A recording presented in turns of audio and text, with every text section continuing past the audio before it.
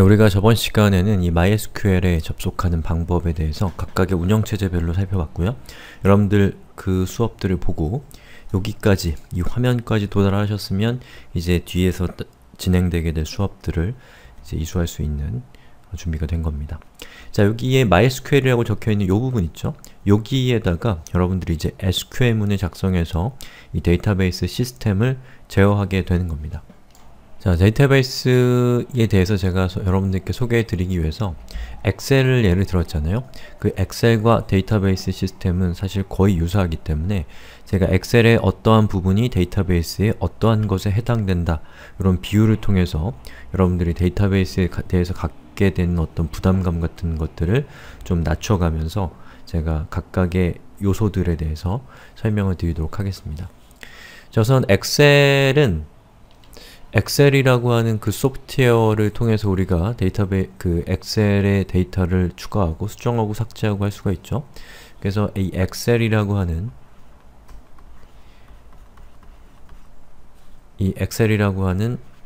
애플리케이션, 앱에 해당되는 것이 이 데이터베이스에서는 데이터베이스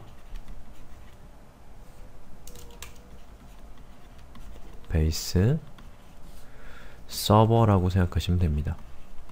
즉, 엑셀 애플리케이션을, 엑셀 프로그램을 실행했다는 것은 여러분이 데이터베이스 서버에 접속했다는 것과 비슷한 의미라고 생각하자는 거예요.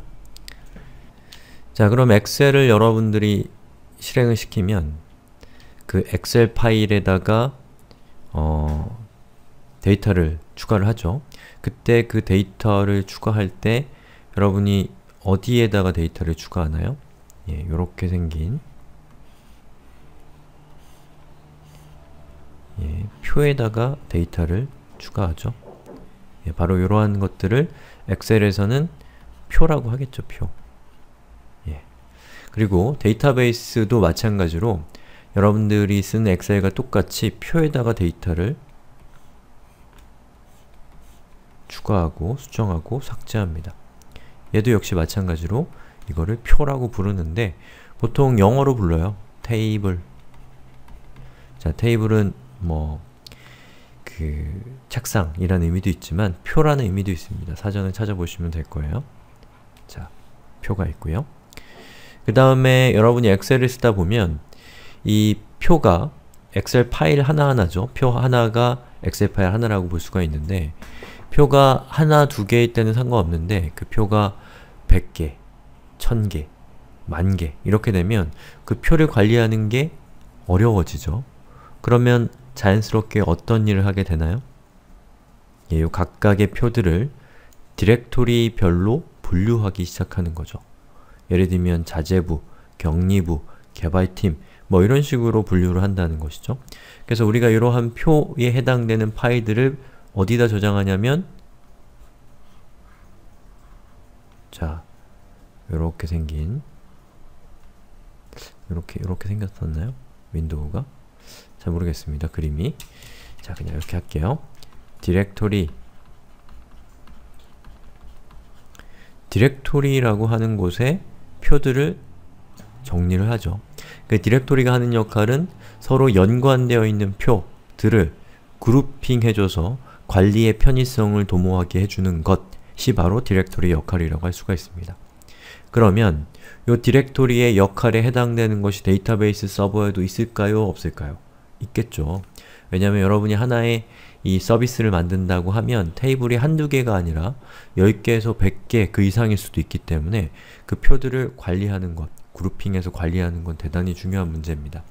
자, 그래서 이 데이터베이스에서도 이 디렉토리에 해당되는 것이 있는데 데이터베이스 시스템에서는 이 디렉토리에 해당되는 것을 뭐라고 부르냐면 데이터베이스라고 부릅니다.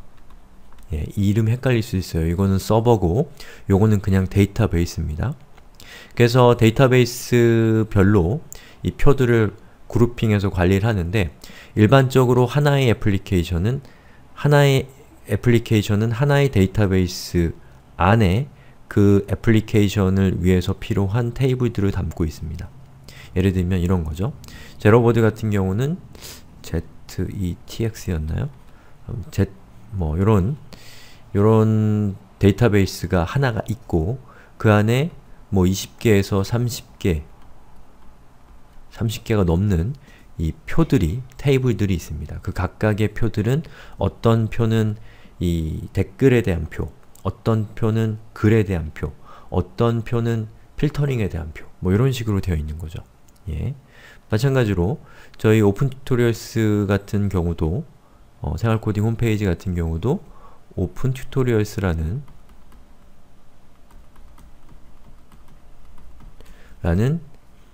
테이블이, 아니 데이터베이스가 있고 그 안에 표가 20개에서 30개 정도 있습니다. 예. 뭐 텍스트 큐브나 워드프레스나 다 마찬가지입니다. 즉 여기 있는 하나의 데이터베이스는 일반적으로 하나의 앱을 의미한다 라고 생각하시면 뭐 대충 맞을 거예요. 물론 필요에 따라서 여러분들이 요 데이터베이스의 수나 또는 데이터베이스의 어떤 분류 방법이나 그런 것들은 여러분들이 알아서 조정하면 되는 거겠죠? 예. 자, 그리고 여기 있는 요 표는 예를 들면 이런 식이에요. 이름, 나이, 주소, 그리고 이름이 아무개, 나이는 뭐 얼마, 주소는 물론 어떤 거고요. 홍길동, 나이는 몇 살이고 주소는 어디다. 이렇게 적을 수가 있잖아요. 자, 이렇게 적었을 때 이 표 안에서 자, 요렇게 x축을 행이라고 합니다. 행. 영어로는 row라고 불러요. 그리고 행은 서로 연관되어 있는 데이터예요. 홍길동의 나이는 11살이고 주소는 청주다 라고 하는 요 행이 하나의 데이터의 세트인 거죠. 홍길동이란 사람의 데이터 또는 나이가 11살인 사람의 데이터 이렇게 되는 거죠. 자, 그리고 이렇게 y축은 우리가 보통 뭐라고 하냐면 열이라고 하고 영어로는 컬럼이라고 부릅니다. 컬럼은 데이터의 형식을 의미합니다. 이름이라고 하는 데이터의 형식, 나이라고 하는 데이터, 주소라고 하는 데이터가 되는 거죠. 그래서 만약에 여러분이 이 데이터베이스 시스템에서 테이블에 행을 추가한다라는 것은 여기에다가 이렇게 한 행을 추가하고 데이터를 여기다가 넣는다는 거죠. 김아무개는 나이가 32살이고 주소는 서울이다.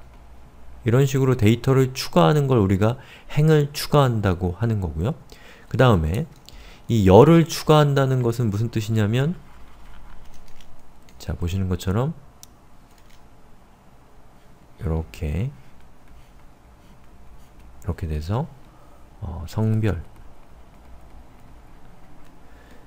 데이터의 타입, 데이터의 형식 이런 걸 변경하는 겁니다. 예. 그래서 열과 행이라는 것은 보통 그런 의미로 쓴다 라고 생각하시면 되겠어요. 자, 그래서 우리가 지금까지 어떤 걸 한 거냐면 이전 시간에서 이 데이터베이스 클라이언트를 통해서 데이터베이스의 서버에 접속하는 것까지를 한 겁니다. 예, 그 다음에는 뭘 해야 되냐면 데이터베이스에 접속을 해야 되는데 접속이라기보다 데이터베이스를 선택해야 되는데 이 데이터베이스는 현재 우리가 생성해 놓은 게 없잖아요. 그렇기 때문에 우리는 지금 데이터베이스를 하나 만들고 그 만들어진 데이터베이스를 선택할 겁니다. 자, 여기서 얘기하는 선택이라고 하는 것은 우리가 디렉토리를 만들 때 어떻게 하죠? mkdir이라는 명령을 통해서 makedir을 통해서 디렉토리를 생성을 해주죠. 생성한 다음에 뭘 하나요? cd 그리고 디렉토리명, 그러면 change 디렉토리에서 우리가 생성한 디렉토리로 들어가는 겁니다. 이 데이터베이스도 마찬가지로 데이터베이스를 생성하는 명령을 먼저 실행해서 데이터베이스를 만들 겁니다. 그때 사용하는 명령이 create database인 거예요. 그 다음에는 데이터베이스를 생성만 하면 안 되죠. 생성했으니까 이제 그 데이터베이스에다가 어떠한 작업을 하겠다라는 우리의 의사를 표시를 해야 되는데 그때 사용하는 것이 cd가 아니라 use입니다. 그리고 뒤에 데이터베이스 명이 오는 거예요.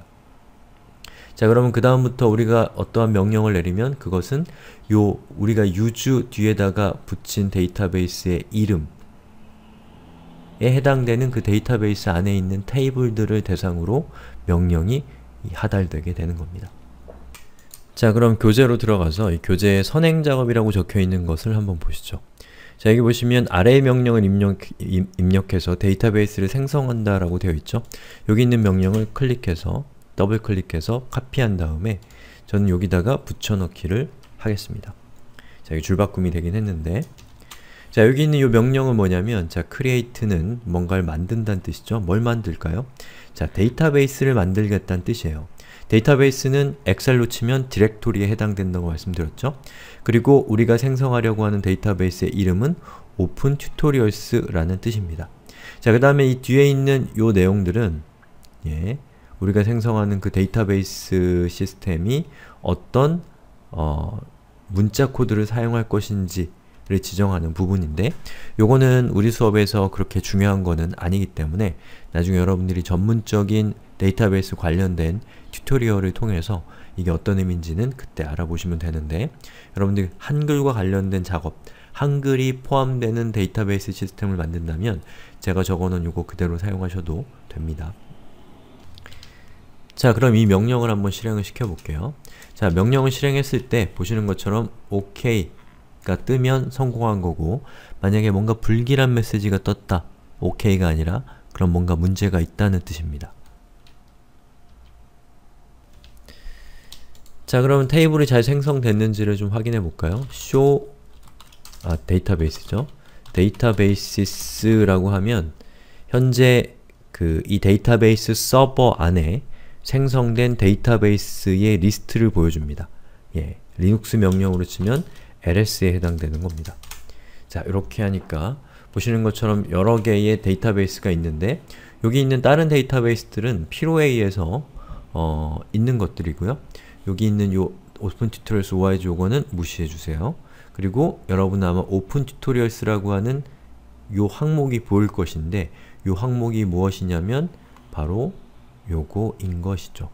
즉, 여러분이 create database opentutorials를 한 결과가 이 opentutorials라는 데이터베이스를 생성하게 된 거라는 점입니다. 자, 그러면 데이터베이스를 생성을 했죠. 그거는 뭐에 해당된다고 했죠? 디렉토리로 치면 mkdir에 해당된다 라고 말씀드렸죠. 자, 디렉토리를 생성했으면 그 다음 뭘 하나요? cd 하고서 디렉토리 명을 적어서 그 디렉토리 안으로 들어가죠. 자, 그것과 똑같은 역할을 하는 것이 바로 use라는 겁니다. 자, use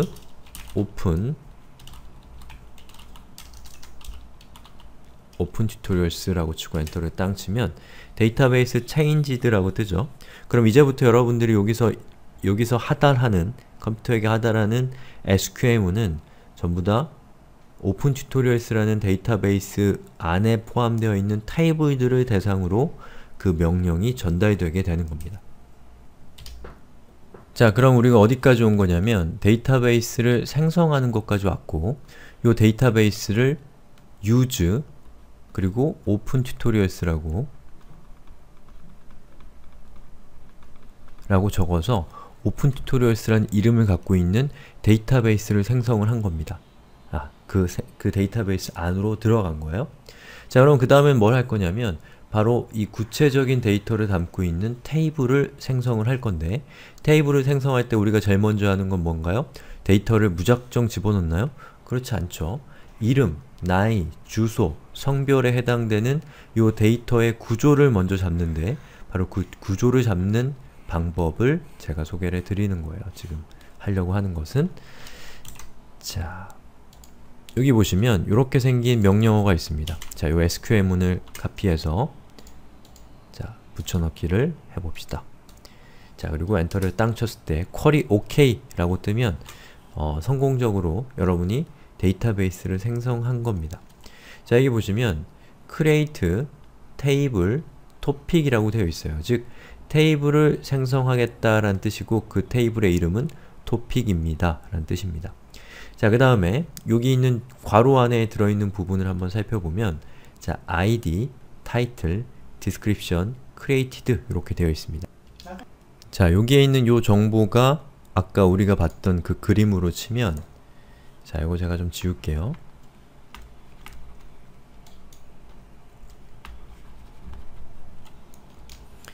자, 이렇게 테이블을 만드는데 그 테이블의 컬럼의 이름이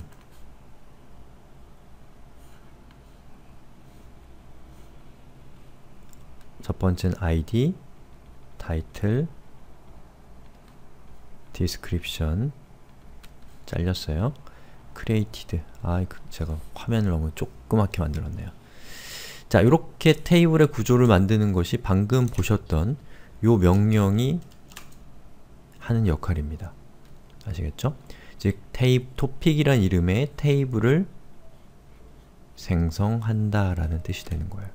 create table topic. 자, 그리고 id, title, description, created는 컬럼입니다. 컬럼. 데이터의 형식을 의미하는 열인 거죠. 열을 정의한 거예요. 자, 그 다음에 이 뒤에 있는 int라는 것은 integer라는 뜻입니다.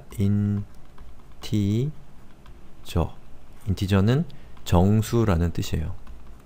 자, 뒤에 있는 11이라는 것은 이 정수의 값의 길이를 정의하는 것이 아니라 나중에 출력될 때 11자리까지만 출력된다는 뜻입니다. 데이터의 사이즈를 정의하는 것이 아니에요. 자, 여기 있는 int라고 하는 것은 여기 id 컬럼에 들어오는 행들의 이 값들은 반드시 정수 있다라는 뜻입니다. 자, 그리고 이 title이 바차라고 되어 있죠? 요 바차는, 요 바는 variable,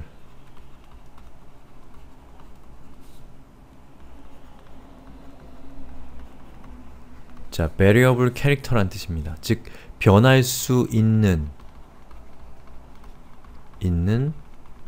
문자라는 뜻이죠. 최대 255자의 길이를 갖고 있다는 뜻입니다.